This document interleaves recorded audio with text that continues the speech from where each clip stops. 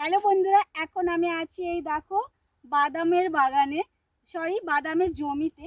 আর এই দেখো বাদাম।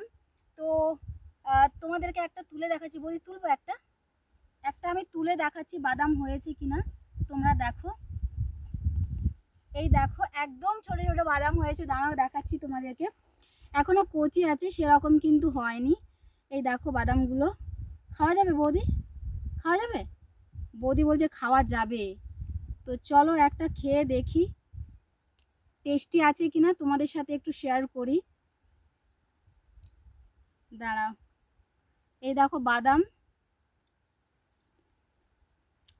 ভালোই লাগছে কিন্তু বাদামটা।